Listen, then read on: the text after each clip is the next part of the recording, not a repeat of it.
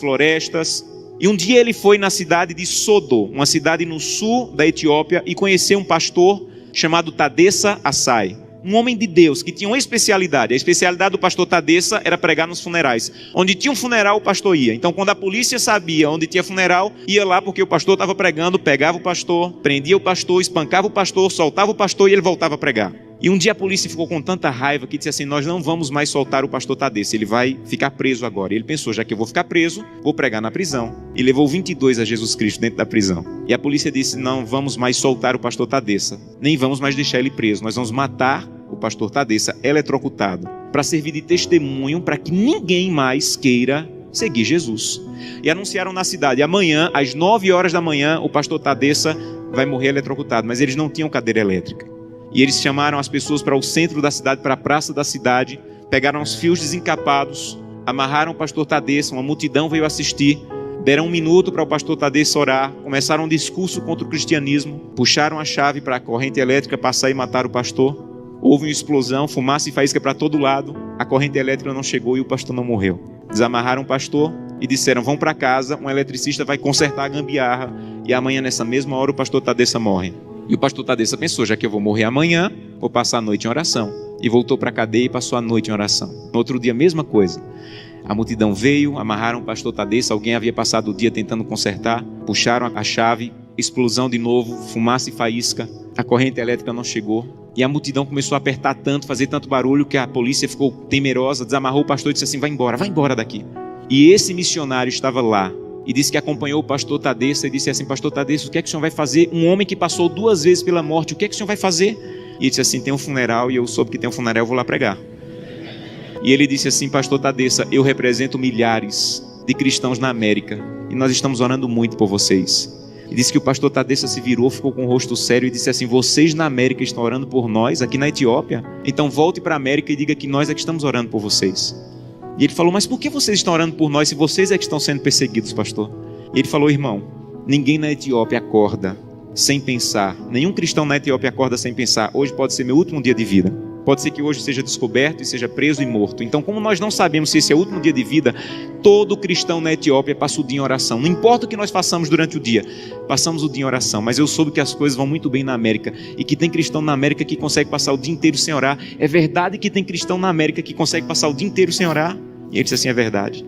Ele falou: você sabe que é proibido se reunir, mas nós precisamos tanto do corpo de Cristo que mesmo sendo proibido, nós nos encontramos escondidos à noite, no escuro, na floresta, nos cemitérios, porque nós precisamos do corpo de Cristo. Mas eu soube que vocês têm igreja na América em todas as esquinas e vocês podem entrar na igreja a hora que quiserem, que a polícia não vai entrar para espancar vocês.